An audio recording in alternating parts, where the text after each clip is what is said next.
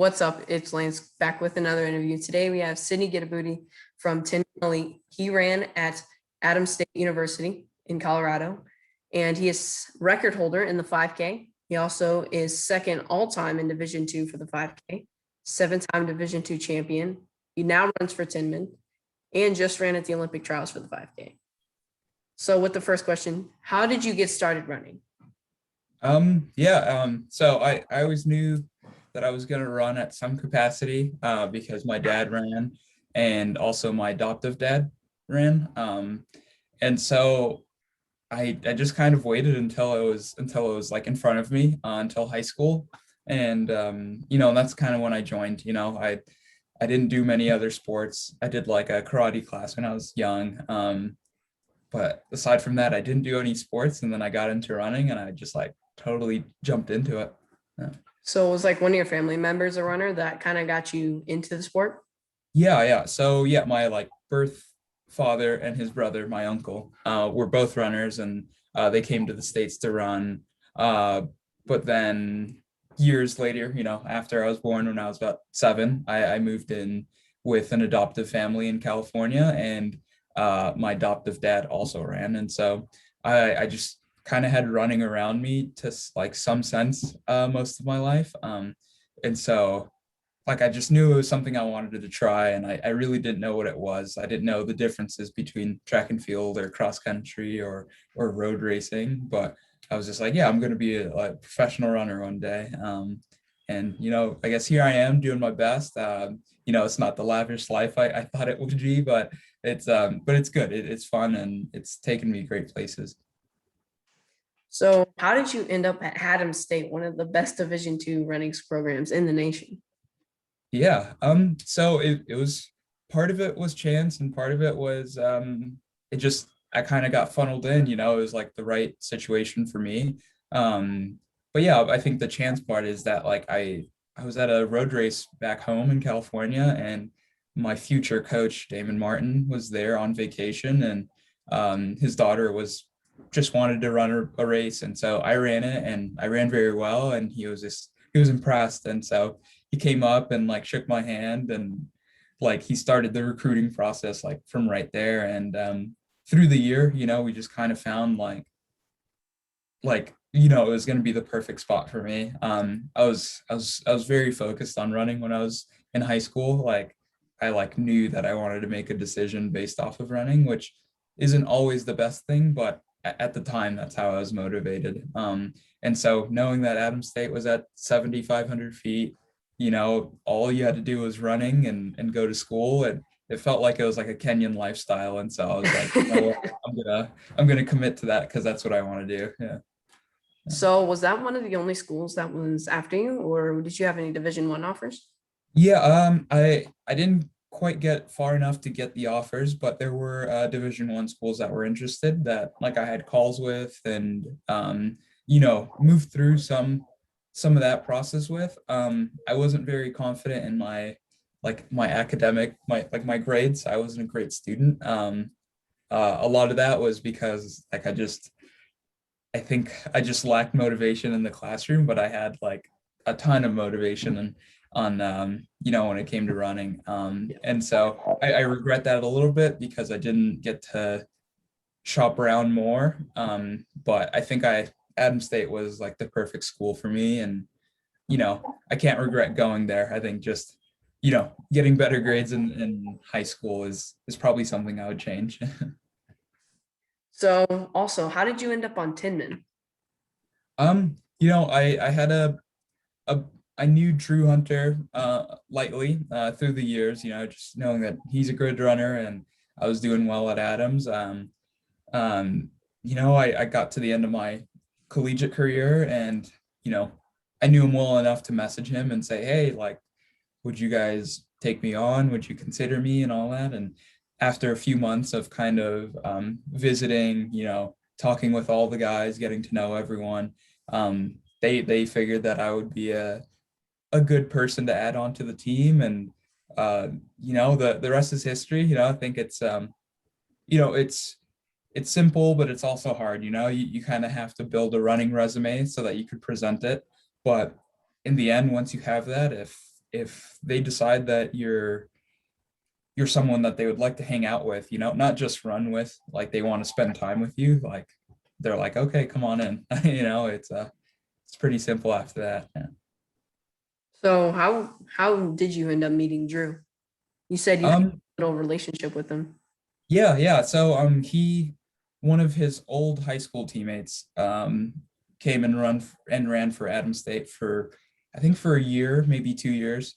And so he came out to watch a race one time, and I did well, and it was just enough for him to come up and give me props and say, good job out there. And it was a very simple gesture. Like, we didn't share many words, but it was it kind of sparked our relationship, and it was enough for me to keep in touch with him, and he kept in touch with me. And it made it easy for when I was about to graduate. So what is it like to run for Tinman? It's good. I mean, I think it's like, I haven't had other professional running experiences, so I can't compare it to anything else. But I think it's a fun environment. It's much like a team. I think that, like, at least my guess of a lot of other professional teams, they look at each other as training partners or business partners almost, and so you show up to practice, you run hard, and then you go home. Yeah.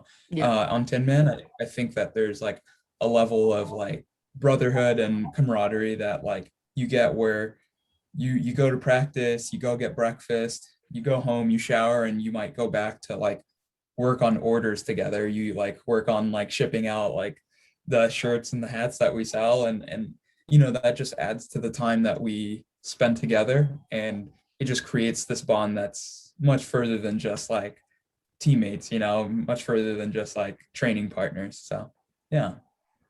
So do you feel you get better training with all these world-class athletes on Tinman? Like they help you push each other? Definitely. I think that we're all competitive to a sense. And so part of having good workouts and great workouts is pushing each other. It's kind of it's making a move when everyone's hurting a little bit, or making the right move. You don't want to race in practice, but you want to realize when, like, the pace is starting to fade, and somebody has a good day, like, usually, and somebody has a bad day, and it's up to that person with the good day to just say, I'm gonna take on the front, I'm gonna lead this rep. And be, the guy that's having a bad day to just say, what, I'm gonna be competitive with myself and competitive with Yeah. you so that I can keep up um and have a quality day of training. And so yeah, definitely, like, I could never say that training alone is better than training with you know friends and teammates. Yeah. Yeah. So what does some of the training you do look like over in Tinman?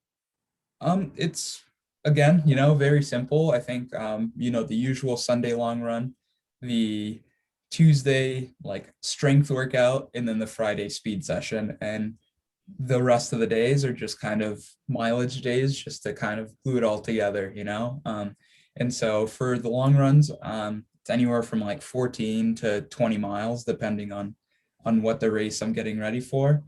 For the strength workouts, it's, a classic one is like 1K repeats or mile repeats, usually out on the dirt roads here in Boulder.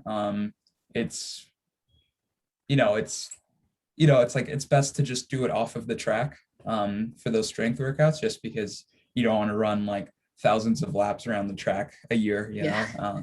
and so, yeah, just any surface that's outside the track for those strength days. And then on Fridays, we like to do a track specific workout where, we can do anywhere from 200 repeats to 1K repeats that are at 5K race pace to mile race pace. And so I couldn't say there's a typical Friday workout or speed session, but it's definitely the hardest day of the week, in my opinion.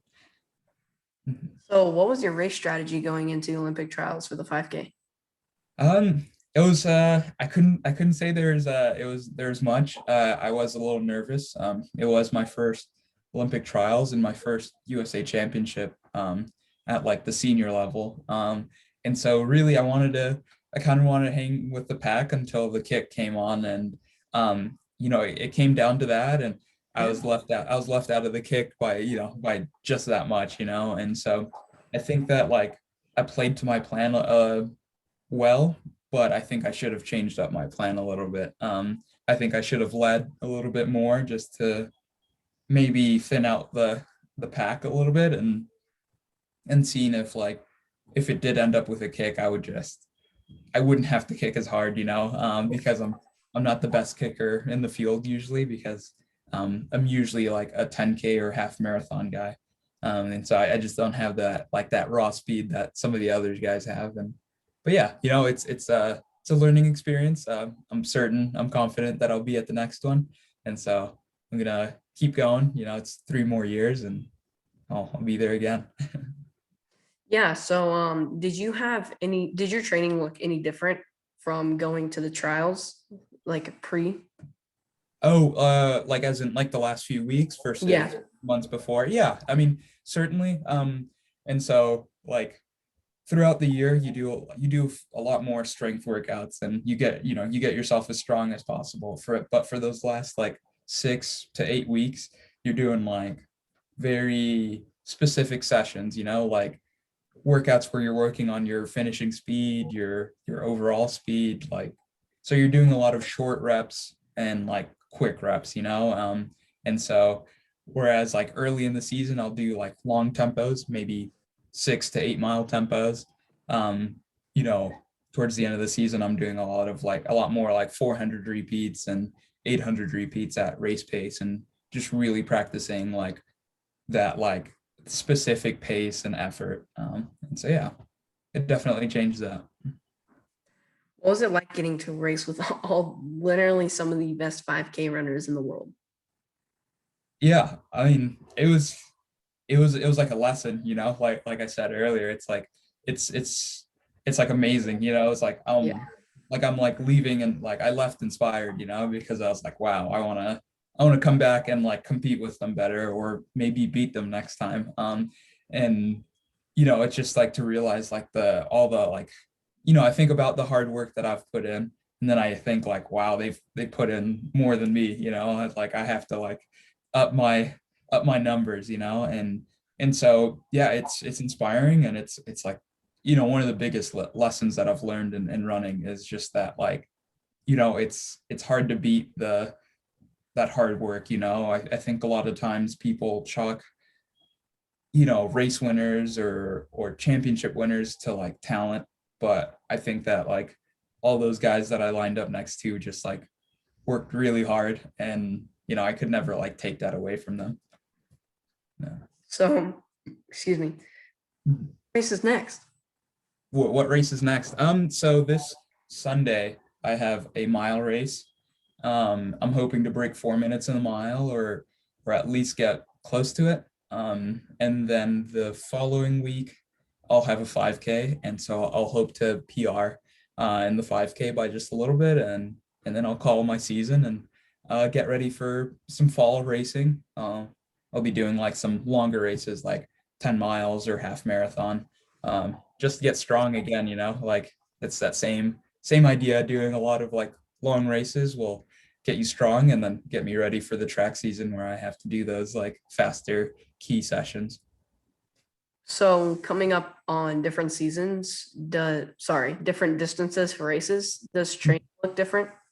Oh yeah, certainly. I mean, for a half marathon distance, like I don't have to do 400s at 60 seconds, you know, it's just more volume, it's like I try to get in more miles.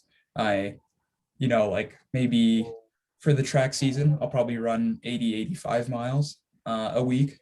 And for like road racing, when I'm trying to get ready for a half marathon, I'm trying to run like 90 to 100 miles a week. And so really I'd say that's like the biggest difference is like you just want to get more time on the feet, and then also just like more like longer and sustained workouts, like again like those tempos, and like fartleks where you're just constantly moving, because you just want to train your body to be up and ready for like an hour of running. And so yeah.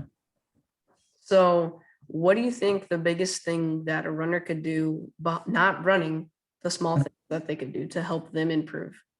Yeah, I'd say that it can be anything that doesn't stress you out, you know. I think that like a lot of times people think of like nutrition, and sometimes that's like a for me that's like a lot to think of, you know. I don't eat bad, you know, but I I'd rather not think about every little thing that I'm eating. And so I kind of I push that away, and I think about like I think about like weight training, you know, of like done a lot better over the last year with like my gym sessions, and I've gotten a lot stronger. Just like, you know, with just regular muscle strength, you know, and that's like an outside of running thing that's helped me, that has been like not a it hasn't been a stressor in my life, you know. Sleep is a big thing, you know. Recovery is just it's kind of like a brother to training, you know. It's like it has to be there, you know. It's kind of like you only train as hard as you can recover, you know. And so those two things are things that I focus on most. You know, but there are tons of other things, you know. There are people that take the time to do drills. They, you know, other people take the time to stretch for, you know, 15 minutes a day, 20 minutes a day, and it's a way that they just like keep themselves ready for the next effort or the next hard workout or race or whatever. And so yeah, you just like build up a routine, and just realize you can't do everything, you know. You can't focus on nutrition, stretching, drills, Yeah. you know, gym workouts, recovery, you know. You have to pick, you know, two or three that are most important to you. Recovery being the one that everyone should do. Yeah. But you know, for the others, like it's kind of what you have the mental energy and like physical energy to do. So what are some of like the weightlifting stuff that you do? Um, it's not like regular lifts. I'm Yeah. not doing like bench press or So like, sorry to interrupt, but like general yeah, like general strength, but it's like a lot of like band work, like yeah. kettlebell stuff, you know, Yep. yeah, that kind of stuff. Because like I don't really need to get like buff, you know. I don't need to be Yeah. like a big, you know, a big guy. And so it's like band work does a lot to keep my you know, me like lean, because I still have to be pretty lean to be a runner, but it makes me strong, you know. And so it's just balancing that out. And once you start picking up a lot of weight, you bulk up real quickly. Mhm. So what is the biggest piece of advice that you could get a high school runner or a middle school runner like myself? Yeah, I think one thing is just consistency. Don't worry about like, you know, like don't worry about running hard every day. Don't worry about like doing the workouts. It's just like I'd say when you're young, you know, just kind of build up those miles, like get those miles into your legs. Like don't do a lot at a time, but if you could run, you know, 5 times a week, and you run and your your runs are 20 minutes a day, that's fine, you know. Just keep it going, and that's like a great foundation um to, you know, to you when you're in high school or in college. And then another thing is just like have fun, you know. Don't stress out too much, you know, because like when you're a professional runner or even a collegiate runner, you're gonna like there's sometimes where you stress out about the little things. And that stress shouldn't start when you're so young. It should come once you've like built in, once you've like found yourself as a runner and found like what works for you. You know, because when you're a middle school or a high school runner, like you don't really know what works for you, and so you don't want to be stressed out about the things that work for somebody else but don't work for you, you know. And so yeah, like definitely figure out yourself as a runner, as an athlete, and just be consistent, you know. You know, do what makes you love the sport more, and not what makes you hate the sport, you know. Like if you don't feel like running, like don't run, you know. Just kind of like wait for the next day and see what you feel. Or if you don't feel like running hard, just go for an easy day. You know, there's just always like a way to step down and make sure that you don't drain yourself. Yeah. So what are some of the things that you covered some of them, but what are some more small things that middle school or high school athletes could be doing? Yeah, I'd say like drills are something that I would think, teaching you like good form and good practice. And they're not strenuous, they're not like, Yeah. don't kill yourself out there. I think when you get older, like you start to do doubles, you start to do second runs, you start to up your miles. But I think when you're little, like when you're young, just try not to do that early. Just try to do drills and things that'll make you strong, but won't like pound your legs and pound your body into the ground. So yeah, just work on like general strength, is always good. Drills are perfect, and stay away from injuries by just like stretching and you know, making sure that you're ready for every workout by, don't run through anything and make sure that you're loose and ready for every run. How important is it to be with your team and being able to communicate with your coaches? I mean, that's like, especially at this level, that's like one of the most important things, because if we could do this alone, like if I didn't need a coach, like I may not have a coach, but I need a coach to like keep me accountable, keep me like just keep me going, like at this point I know a lot of the basics of running, and so like I know how to put together a week of training for myself. But when you don't have that confidence that a coach gives you to be like you're going to do this and that, and he puts it out there for you, it's really hard to like buy in. And so yeah, communicating with your coach, being like checking in, and then also having just a regular relationship with your coach is also um something that's very important. Like, your coach should be your friend as well. You should be able to like have breakfast with them or have dinner with them if it came to that. And so yeah, it's just like building this like kind of like holistic um like relationship. It shouldn't just be another business partnership. It shouldn't be somebody that you just pay and you meet up and then you leave. You should be able to like make jokes with them, laugh with them, and all that. Yeah. Well, thank you so much for hopping on this morning. I'm sorry I had to make you get up early, but No, it's much appreciated. of course. No, I appreciate you asking, and sorry that it's taken this long, but I'm glad that I could help eventually. Yeah, yeah. Thank you so much. Have a great rest of your day. Yeah, you too.